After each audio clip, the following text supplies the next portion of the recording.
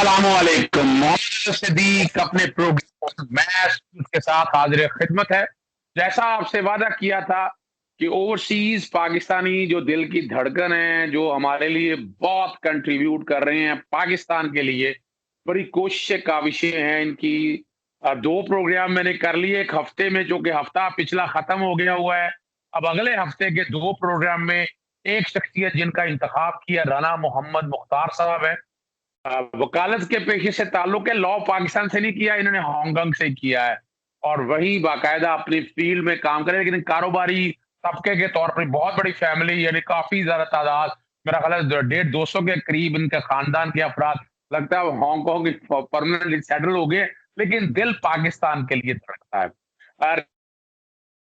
राणा साहब, पहले तो अपने बारे में एक मुख्तसर सा बताइएगा कि आपका ताल्लुक कहाँ से है और आप क्या जज्बात रखते हैं पाकिस्तान के बारे में। जी सर, मेरा नाम राना मोहम्मद मुख्तार है सर। हम इंडिया से माइग्रेटेड हैं जी। तो राजपूत हमारी कास्ट है जी। राजपूत हमारी बरादरी है और तूर हमारी कास्ट है, गोत है जो हमारी गोत, तूर राजपूत है हम लोग।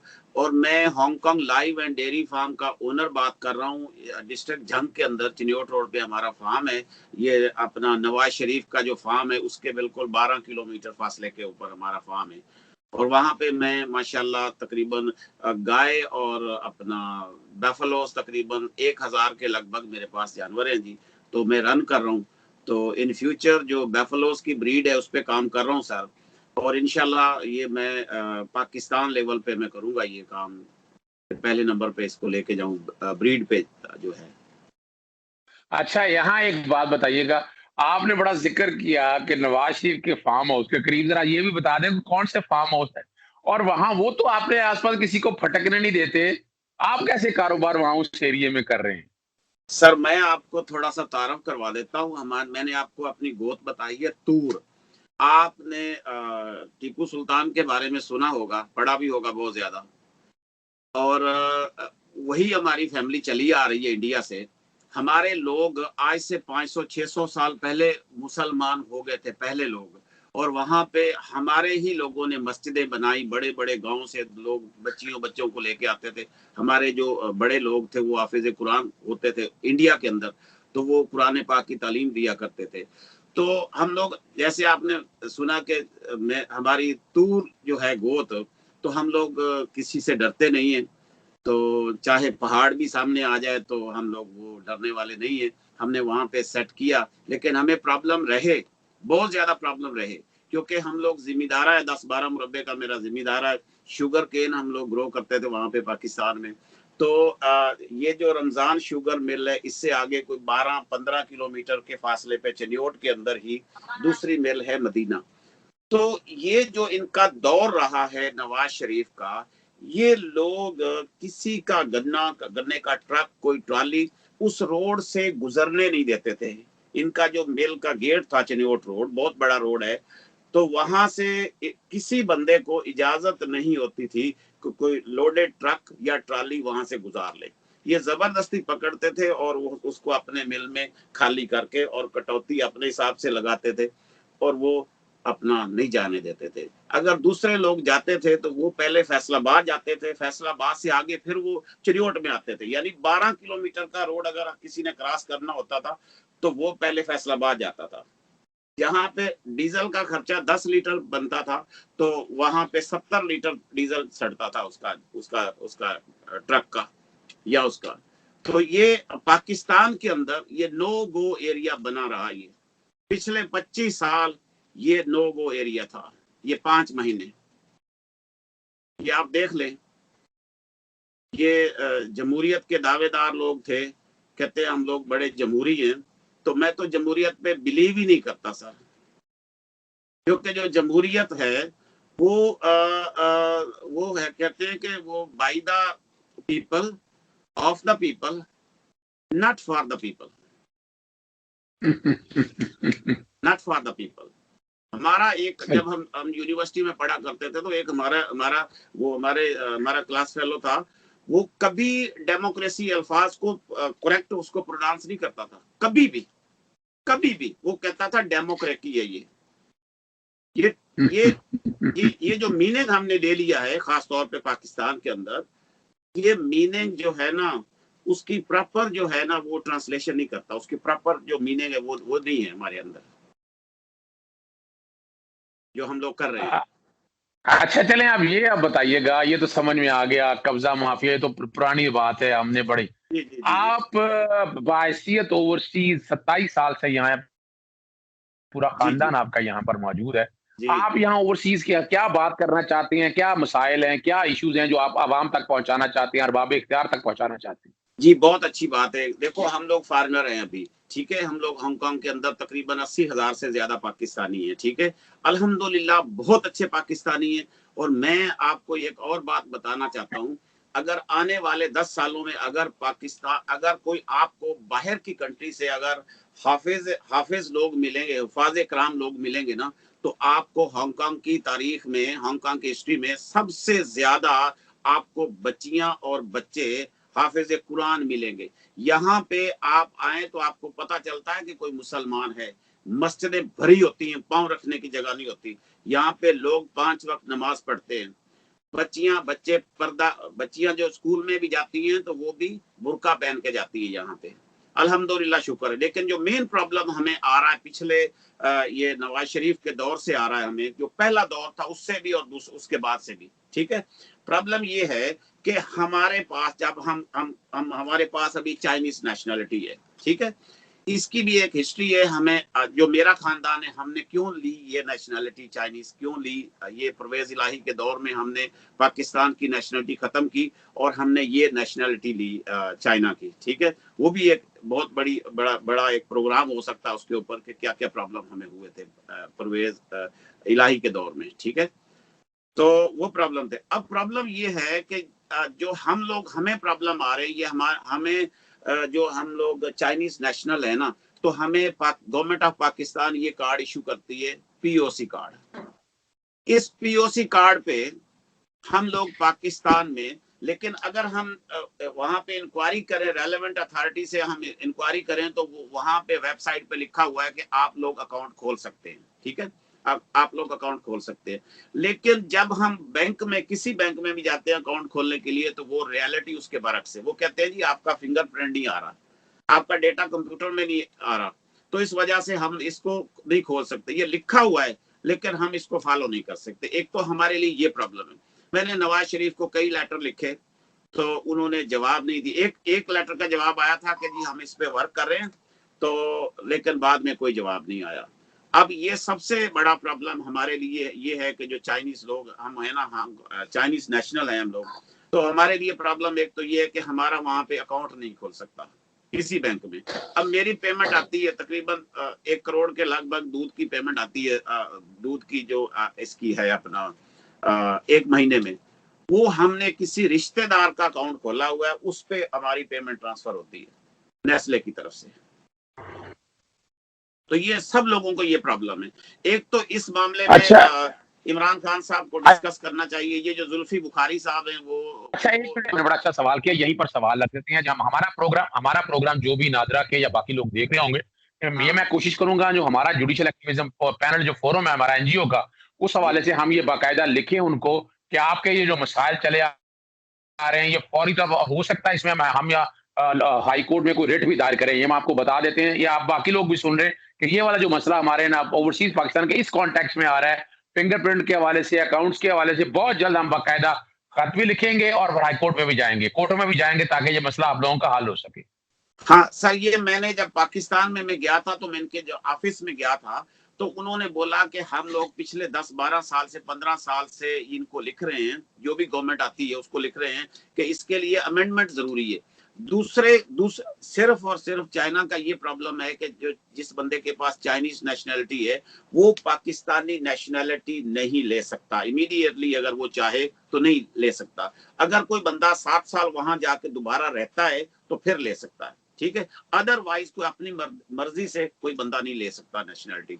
इसके लिए उन्होंने मुझे बताया था कि इसको लॉ में अमेंडमेंट करनी है। इन्होंने असेंबली में इन्होंने अमेंडमेंट करनी है कि ये जो चाइना वाले ये नेशनलिटी है, तो ये बंदा दोबारा अपनी नेशनलिटी अगर गेन करना चाहे तो कर सकता है, ठीक है? तो ये जो रेलेवेंट अथॉरिटी ने मुझे ये बताया कि इनके लिए अमेंडमेंट करना जरूरी है। आप देख लें अगर कोई राणा साहब इसके अलावा जी बिल्कुल इस सारे मसले के इसके अलावा कोई और मसला है, क्योंकि हमारे पास वक्त कम होना है, अभी आपसे गुफ्तगू काफी है, बताइए और इसके अलावा क्या मसला है। और यहाँ पे तो पाकिस्तानी अल्हम्दुलिल्लाह मेन प्रॉब्लम होता है कि यहाँ पे जो लोग आते हैं ना तो वो आके नई दुनिया में चले जाते हैं, आके तो वो लोग उनके खानदान तबाह बर्बाद हो जाते हैं। अल्हम्दुलिल्लाह कोई और प्रॉब्लम नहीं है लोगों को, सिर्फ यही प्रॉब्लम है, ये जो कार्ड के इशू है, ये सबसे ज्यादा प्रॉब्लम है, क्योंकि हमारी जमीनें प्रॉपर्टी पाकिस्तान के अंदर है। तो दूसरा ये है कि मैं आपको ये बताना चाह रहा हूँ कि यहाँ पे शुरू से मैंने देखा तकरीबन 80,000 के लगभग पाकिस्तानी यहाँ पे मौजूद हैं। अल्हम्दुलिल्लाह बड़े अच्छे सेटल हैं, जॉब करते हैं, नमाज पढ़ते हैं, अल्हम्दुलिल्लाह सही नेक काम करते हैं।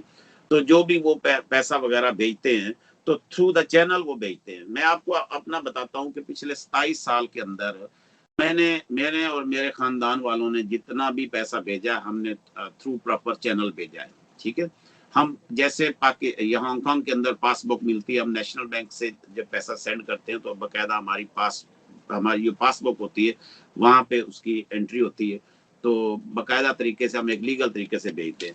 अब ये देख ले मेरे पास ये कितनी रिसीट्स हैं आपके सामने, ये मैं प्रोड्यूस कर रहा हूँ। ठीक है जी, ये मेरा नाम आप चेक कर ले। ठीक है जी, ये 1 साल की मेरी ये रसीदें हैं 1 साल की। और इसमें से अंदाजन कितना पैसा भिजवाया आपने, पाकिस्तान की जो इकोनॉमी में कंट्रीब्यूट किया आपने। आप ये देख लें कि जो मैंने पैसा भिजवाया, मैंने एवरेज जो मेरी रही है वो 50 लाख से लेकर 1.5 करोड़ तक, जो मैं अपना राना मुख्तार का जो बिजनेस था यहाँ पे लॉ फर्म से जो हमें पेमेंट मिलती है, तो मैंने 50 लाख से लेकर 1.5 करोड़ 2.5 करोड़ तक भी भेजा मंथली, और थ्रू प्रॉपर चैनल भेजा। पिछले 27 साल से भेज रहे हैं, ये मेरे पास तो बोरियां भरी पड़ी हैं, आपके बोरियां। खानदान है, इसका मतलब अगर खानदान सारा ले लेंगे तो अरबों रुपए में जाता है। मगर यहाँ हमारे यहाँ तो ये हो रहा है कि सियासतदान हुंडी के जरिए पैसा ले जाते हैं और फॉरेन रेमिटेंस के जरिए आते हैं, वो तो लूट मार जा रही है, तो असल तो कंट्रीब्यूशन आपका है। तो ये आप क्या देखते हैं सारे मसले में जी तदाद। सर, इस पे भी मैं बात करना चाह रहा हूँ आपसे। सर ये मैंने नेशनल बैंक के जो यहाँ पे मैनेजर हैं, सीनियर लोग हैं, उनसे मेरी सिटिंग हुई है, कई बार हुई है, उन्होंने एग्री किया मेरे साथ। मैं सर आपसे कुछ बातें शेयर करना चाहता हूँ। अगर ये इमरान खान साहब थोड़ा सा इनको कोई बंदा गाइडेंस दे और कोई सेशन इनके साथ करे, तो इनको कोई गाइडेंस दे, या ये भी कर लें कि ये जो ओवरसीज जितने भी बैंक के मैनेजर हैं बाहर, जहां जितनी भी बैंकें हैं, उनके साथ ये कोई ऐसी मीटिंग होल्ड कर लें, तो उनसे मशवरा ले लें। मैं आपको बताता हूँ, यहाँ पे एक एक बंदे के पास करोड़ों अरबों रुपया पड़ा है। जो पाकिस्तानी लोग हैं ना बाहर, जो वेल सेटल्ड हैं, आप सोच भी नहीं सकते कि कितने वो अमीर लोग हैं। तो बहुत पैसा, यानी करोड़ों में वो कमाते हैं मंथली, करोड़ों में। तो अल्हम्दुलिल्लाह बहुत अच्छे सेटल लोग हैं, तो वो पैसा कमाते हैं। लेकिन वो ज्यादातर, आपकी बात सही है कि हुंडी के जरिए पैसा भेजा जाता है ज्यादातर। और इसके लिए मेरे पास एक राय है, ये IMF से ये जान छूट सकती है अगर इस पे कोई अमल कर ले तो इसकी मेरी राय ये है कि इनको जो बैंक में पैसे भेजने के जो चार्जेस इनसे लिए जाते हैं ना, एक्स्ट्रा चार्जेस लिए जाते हैं, अगर ये इमरान खान साहब या इनका जो वो मखसूस इनकी कोई वजारत है, तो वो ये अनाउंस कर दें कि ये जो हम लोग ये चार्जेस लेते हैं इसको हम वेव करते हैं। वहां से इनको थोड़े चार्जेस वेव करने पड़ेंगे, उसके बदले में मैं कहता हूं कि इनको अरबों के हिसाब से मंथली इनको एक्स्ट्रा पैसा पाकिस्तान में जाना शुरू हो जाएगा, एक्स्ट्रा अरबों के हिसाब से। और सही जो सही, हमने अच्छा चले IMF को सूद चले एक देना, बात ये भी, IMF को सूद देना, तो उससे हम बच जाएंगे। अच्छा चले हम, जो कि प्रोग्राम हमारा काफी लंबा हो जाना है, जी जी जी। अब आखिरी बात आपसे पूछते हैं, आप पाकिस्तान के जो करप्ट, ये जो माफियाज है, इसके बारे में, या जिन्होंने लूट मार की है, उस बारे में कोई बात करना चाहते हैं, बाहसीयत ओवरसीज पाकिस्तानी। जी सर, बात क्या करनी, हम तो रोते हैं भाई, आंसू बहाते हैं। ये जो करप्शन हो रही है, देखें अब ये शुगर का जो प्रॉब्लम चला आ रहा है, पहले नंबर पे मैं आपको एक बात बता दूं कि ये जो टोला लगा हुआ है इमरान खान के पीछे कि इनको आर्मी लेके आई है, इनको आर्मी नहीं लेके आई भाई। मैं आपको बताता हूँ मेरा एक्सपीरियंस अपनी जिंदगी का।